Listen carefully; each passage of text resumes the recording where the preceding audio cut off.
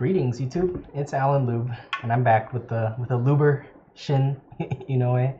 And now that the RTN season is over, he's done very well in our local scene on Dorinthea, having a first and second place finish on his Dorinthea deck. And yeah, why don't you just say some brief words about how your RTN season went? Yeah, hello. So for this RTN, I kind of updated the previous Battle Hardened top four list from where I now don't have to fight against Starvo, so took out the red unmovables and some other cards and fit in Erase Faces, which I think is really good. So three of those and some Oasis because that's a really good card. Um, I think it's pretty broken to be honest, but I'm bringing two of it for the wizard matchups because it just stops all the wildfires and such. So that's the main changes I've had since the battle hardened Vegas list. But other than that, it's pretty much the same, I would say. Yeah, so this list got you to the finals twice, correct? Correct. Yep. All So I right. use the same list for both days. I just want to get reps in with this list to see how it does, and I feel it performs very well. The first one, I went 4-1, lost to Aviz, and then um, won up to finals. And that our team was super long, so we decided to just end up splitting the the prize because we were so tired. I think we finished like at 8 p.m. So we're like, okay, this is enough. So we decided to split. And then the second one, a 32 player RTN, I went undefeated for the whole day, 5-0, and then played um, Miles, fellow Luber. I played him in Swiss and beat him pretty well, but in finals, he got the upper hand and was able to high roll me pretty well, and then he was able to get the win. All But right. I think the deck did very well. I'm very happy with it. All right, nice. So for people that haven't seen the first video, or maybe this is their first time learning about Dorinthea, can you just give like a general summary of what Dorinthea is, what the deck tries to do, and yeah. Yeah, for sure. So this deck, what it tries to do is, of course, as any Dory deck, try to get the first hit and then followed by a second swing, and to be able to get counters. Sometimes you can't get the counters really easily, so it's okay just getting some chip damage in with some of your attack reactions, and then threaten the bolters. Um, but you don't have to pop the bolters. You could just threaten with it and see what the opponent does. You sort of want to save your bolters till the very end when you have maybe a Steel Blade Supremacy or they just can't block fully because they want to preserve their hand. And also, this deck has a lot of natural go agains now with the Glistenings, Run Throughs, and Blade Flash. So I wanted to take advantage of that and have the attack action cards of Erase Faces and CNCs added into here so that if they ever just completely overblock you because they don't want to get hit with maybe a glistening churn or steel blade supremacy, you could follow up with a devastating on hit from CNC or erase face. Makes sense. Uh, Makes sense. Speak. These are three ofs, correct? Like the images is bugging out a little bit. Oh no, Oh, so these are actually two only have ofs. two. They Oh, only have okay. two of. Yep. I found out that having three of those kind of clogged up my hand of getting too many go agains, and I didn't have enough pumps, so I had to cut one of each. Ah, I see. Makes sense. Makes sense. Yep. And also on the bottom right, there's the pummels. I have actually two of now. One Um, in sideboard, one in sometimes mainboard. right? Just because I'm gonna be running sometimes 3 to 6 of the attack action cards, Mhm. so just having those available is very nice. All right, awesome. Yeah, I think going through like the main deck, nothing too much has changed. You cut a few of the cards, for example, hmm like Blade Flash run through, and then also you are you on the Providence train now instead of Skullcap? Yeah, I think I do like it. I won't say it's a straight upgrade. It From my testing with it, it has been pretty good, especially when uh a Bravo just CNCs me and has two floating, and I don't have Oasis up. I would just I could just crown it, get a card, and maybe discard a card if they do end up pummeling. So for those situations, very nice. I don't really like it against the Ninja matchup because having a Skullcap being able to block twice is very important. But I don't have sideboard space to have a Skullcap and Crown, so I think Crown is a very good alternative. All right, makes sense. Yeah, ever since this card came out, I've been pretty sad with my CNC pummel combo, Right. but it is what it is. Yeah. Okay. Let's go into some. Yeah, we already talked about some spice already, but like for example, Oasis is simply is it so far? It's only for wizards. Is that correct? Wizards, I'm still testing on if I should bring at least one of in the Guardian matchup because it's a very grindy game. Hmm. Being able to block for 4 and go around dominates and heal is pretty big. I also like to bring against Reinar because if they ever start, barraging beat down me like one or two times in a row and I still have it, I will just maybe use it to target their club so they can't barrage and beat down me the third time and just swing at me really hard. Hmm. And also, it's really important to preserve life against them. So anything to get life back is pretty important. Makes sense. And then CNC was already in your deck beforehand, and Erase Face is also you found this card to be very good in like which particular matchups you would say? Oh, it's very good against Viscera. He stops all their cards really, really. It's also pretty good against anyone that has pulses, or not pulses, or I guess was it channels, to Hmm. keep it around, like Lexi's, Briars with the channel mount heroics, anything like that. So it's actually really good against Lexi, but CNC was already good, so I run actually both Erase and CNC against Lexi to be as disruptive as I can against them. It's also good against Phi, so they can't get the spreading flames bonuses and can't get the Phoenix Flames or any of the Draconic Chain Link Yep. bonuses as well. Yeah, I think it's definitely less disruptive for Phi than someone like Viscerai, but it still does like turn off some things like Yep. Sword or Flame or Spreading Flames. Yeah. And Hmm. then I would say the Mainly. last spicy tech is Plow Through, right? Oh yes. Plow through is something I've been experimenting on. Was needing some kind of cards to be kind of efficient against Guardians. So Guardians have a lot of armor. Their cards block for 3, have defense reactions. So I needed either another pump, maybe like Razor, or I was testing with Plow Through, which is a 1 for 3, and it gets buffed by 1 if they block with a attack action card, similar to Bolton's effect or the Saber effect. And it's really nice because Guardians have a lot of cards, attack action cards. So it naturally gets +1 most of the time. So then it's coming for 1 for 4, which is very nice. And if I ever get a hit in and have go again, now it's coming for 1 for 5. So the benefit of it is very nice and it makes it really awkward to block. So Yeah, we because of just that, I've been finding pretty good use out of it. okay. So you would think this card would stay for the most part, or the deck would like stay the same as is, like if you were Yeah, bringing this to a battle hardened or a calling or something. I believe so. I might have to try test out a little bit more to see if I could replace those plow through with something else. But yeah, so far it's been working pretty well for me. It's good against Guardians and Katsus. So Makes those are the sense. matchups I bring it in for. Alright, and then obviously, and then you have like mid range or Remembrance and Iron Song also for those longer grindier matchups, I assume. Yeah, sometimes I bring the determination for the Rune Blade matchups too, because if I ever could line it up with the Glistening churn, it's very Hmm. nice. Sometimes it's not really worth it because I know they weren't going to block anyway, but just for the guaranteed counters, it's very nice. Makes sense. Makes sense.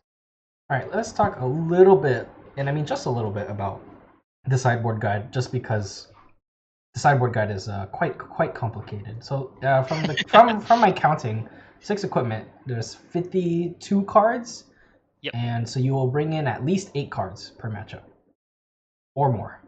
Or more, yeah. So usually I have it split up into mainly a mid-range and aggro package. So the mid-range, I know those games can go longer, so a tunic comes in for those. And then I usually go to around 65 cards in these matchups. Hmm. Usually the red shunts come in for these as well because we're gonna grind it out. I need to get value from the tunic counter to use those shunts, and try to preserve life and try not to get fatigued. Have you found that when you play a mid-range game, like versus Guardian or like Bravo, for example, if you ran 60 cards, you would run out of threats? Yeah, I believe I do. I don't have enough pumps in my current deck. I think I run around 12 plus some blue overpowers and iron song. So not too much more than the usual defense reactions that Guardians bring in, around 12. So if you Mhm. run out of pumps, then you kind of lose. So I need enough cards to just block out their attacks without and saving the attack reactions for later on. Makes sense. Makes sense. All right, and then we have just like some other basic tips, like for Ranger, Brute, Katsu. A lot of these are like going in for courage for being more aggro. Right. And then obviously when going aggro, you get as close to 60 cards as possible. Yep. And then And you'll that's put when the in courage yeah, comes in. Yeah. and you'll put in And like do you put in like CNC erase for like every aggro matchup basically? I don't think I bring it for every single matchup. I don't think I bring it for some of the wizards. Oh, the Um, wizards, yeah. yeah. But against here, like I said, I think Dash is usually on Pounder, Yeah, and that's a pretty decent matchup against Dory. Or good for Dory, bad for bet for Pounder dash. Dash. Hmm. Yeah, because they have to eventually stop the counters, and then they don't have any defense reacts, so it's really easy to go over. And if they completely overblock, you could have a chance of even blowing them out with a glint twinning combo, and then it's pretty much game over for them. And you have enough armor at that point too, so you could you know preserve your health with just using armor block. Yeah, makes sense. All right, next section, we're gonna go into a matchup guide. This is something new. This is something I've been doing for fun and just like sending pictures to people. But when Shin came up to me about this video, was like, "Hey, should I do one of these?" I was like, "Oh, that's a great idea, Shin." So first, let's talk about yeah, let's go into the very good matchups. So at least in my tier list, a lot of these heroes aren't really super high in the tier list, but Mhm. so for the most part, like you find these matchups like very good. Like I would say, like most heroes have a good matchup into Azalea, Levia, Bolton, for example. But Right. Lexi, well, let's talk about Lexi. Why do you think Dorinthea is good into Lexi? So for Lexi, she doesn't want to block at all. That means free counters for Dory, right? Hmm. For the Dawnblade. And eventually she'll have to block, and that's when she loses all her momentum. I also run, again, Erase Face and CNCs. So if I ever see them like holding onto like a 6 card hand and I already played Glistening, they just refuse to block. I'll punish them by like popping my bolters after and then like coming with the CNC and they have to block. So After the second swing. yeah, after the second Oh, swing. it feels so dirty when you do that. But anyways, Yeah. yeah, I would agree. I think Lexi, like, she can't afford to block as much Mhm. early, and she also is not as fast as the other aggro decks. So Right. eventually, she kind of has to give it up the tempo. Yep. And And then especially even Jerome, with yeah, the mhm, even the frosts right now, it does get annoying, but usually you have like 1 or 2 blues in your hand, so it's not too bad to yeah, overpay. So mhm, makes sense. yep. All right, moving on to Dromai. I think everyone has seen like you and Oliver's videos of you just like Yeah. slaying dragons and getting to like 8, 9 counters or something. Right. But So I think Jeremiah is evolving though. Oliver is taking it to the next level after a lot of play tests, having new strategies. So he might be dropped down to favored, but for now, I think for the most of the Jeremiah players, I think Dory does very well. all right, makes sense. And then let's go into the slightly favored matchups. So Dash we Mhm. talked about a little bit, where it's just like, Erase Face hurts them a lot, and Pounder Dash just probably just isn't as fast, right, as the other aggro Right. decks, and you kind of force them to be on the back foot. Yep. Let's talk about the Wizards really quick. Is this simply because you run the 2 Oasis, so you're like, oh, these guys are Yeah. free? Pretty much. The Oasis stops a lot of their damage if I save it for, when I think they're gonna come down with a big burst kill churn. I might Yeah. pitch it early on for Icelander and try to maybe keep one in Arsenal for Wizard, for Kano, because Hmm. I know that they're gonna try to go off anytime. So having Yeah. just that in the arsenal is very nice. Um, yeah, from my testing, they haven't they really suffered from the Oasis introduction. Yeah, makes sense. I think a lot of decks still like don't respect the Wizards and don't run Oasis or like extra Null Rune, but you have it in there for sure. You're Oh like, yeah, we have some locals that love playing yeah. the wizards. So All right, and then Phi. A more this is probably the hardest one for me because I think when we first were playing Combo 5 like weeks ago, right? I thought Phi was very fragile and like your fridge made things very annoying. But hmm also like the newer Phi decks are getting better at like, running less no blocks so they can like still block for like 9 or 10 on turn 1. or Yep. like they're using Blossom of Spring so that they don't need to get that first hit for Vest of the first Fist. Yep. So it's like I think Fi has gotten a little stronger, more consistent, but you think the matchup is still favored. I still think it is favored. It definitely matters on how well each player draws. Hmm. If Dory draws Glistening really early, it puts them on a back foot. If Vi draws Art of Wars and goes off pretty well early on, um, they could definitely kill you. I think that's what happened um, at the RTN with Miles. But the amount of armor that Dory has to be able to block out maybe a stubby churn if they're going to OTK with links makes it kind of hard for them to get those big hits in. Yeah. Um, and then at that point, the Dawnblade probably is at least at 4 counters too. So as long as they have a courage, so even if you strip their hand, they can still swing in for 7. It makes it Hmm. kind of scary. Yeah, or if you still have Courage and Bolters, that's like Right. you swinging for like 14. I suffered that already. I don't want to be Yeah. reminded, but yeah, I think the new Fi decks definitely have an easier time, or Hmm. like how Fi has evolved. But yeah, I'm not actually sure how I would comment on this.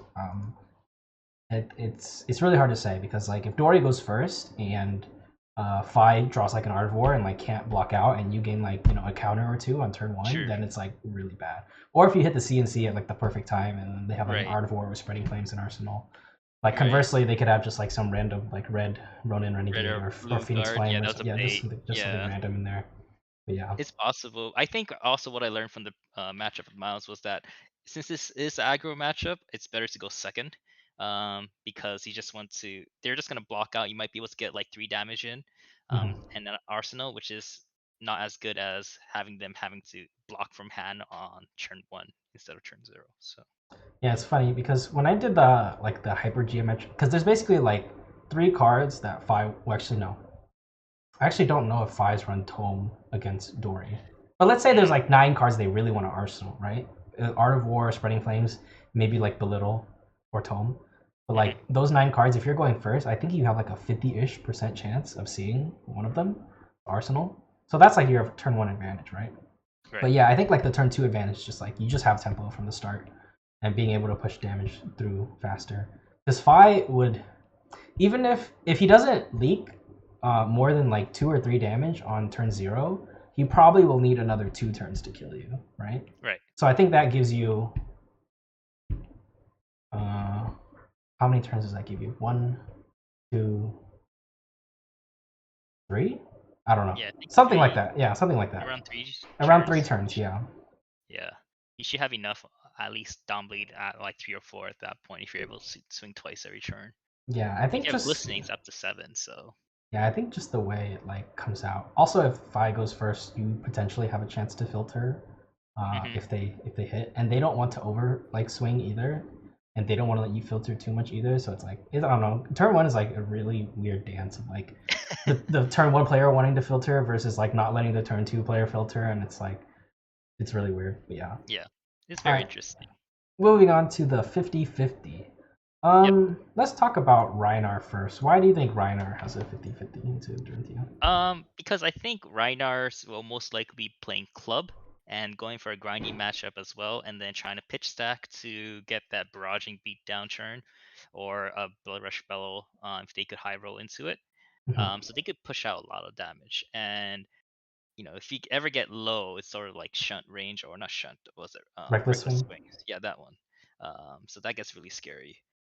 So it's a very grindy matchup. So that's why I could see it going either way. Mhm. They usually also with club they're running more defense reactions too, and defense reactions is a natural enemy for Dory. So Yeah. um, you'll see like on the more 50-50 unfavor, some of those they just run more defense reactions, so it gets Yeah. harder. Makes sense. All right, let's move on to the next three, and I'm just gonna group them together. So, Yep.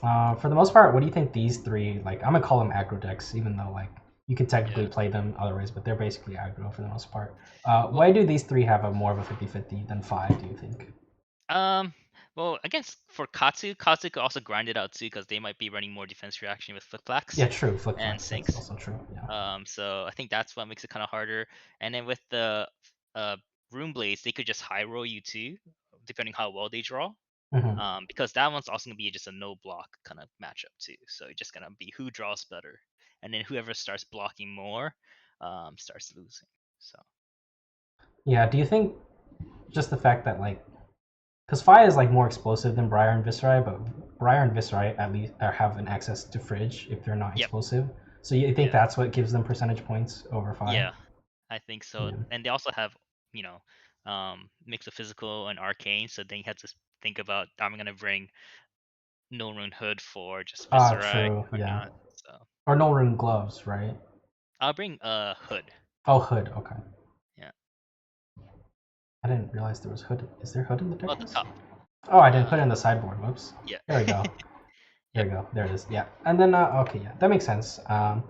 Yeah, it forces you to play at least one no rune slot, which is like hmm 2 life basically. Yep, and a card And filter. So yeah, and I think the thing with Vis and Briar that I've learned is that they don't need to sacrifice their fridge to stay on their game plan. Whereas Fi, in order to be as explosive as possible, you become as fragile as possible. You know. right, So so they really become a glass cannon. So yeah, exactly. if you could survive Fi's burst with your fridge and some one or two cards, I think you're in a good shape. But against Viz and Briar, they have a decent fridge as well, and they could just still put out a lot of good damage with just a 2 card hand. So Makes sense. Makes sense. All right, and then unfavored, you just put both the guardians. You think they just have like enough defense reactions to like grind you out, right, basically. that Guardian matchups always just come down to who's going to use up all their attack reactions or defense reactions first. So it's just a very long, grindy game, and Yeah, our matches always go to time, so. it does. Oh, the good old times. Yep. Yeah, and then lastly, Prism is very very hard, of course. Yeah. Prism is the hardest. However, with glistening and such, I have found that it It's used to be like a possible. 1090, but now it's like a 2080. Okay, Not like super bad you as like before, still bad, you like doubled but your odds basically. yeah. Right. So I'll take it. And she's gonna be LL soon.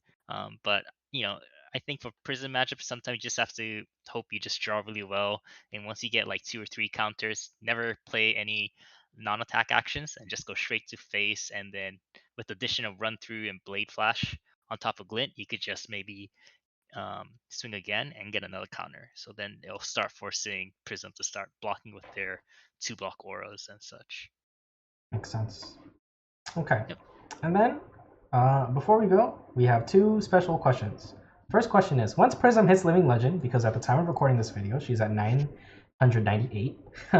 Once Prism Living Legends, do you expect Dory to become very good in the meta? Because being only unfavored into the Guardians is actually, a pretty good Yeah.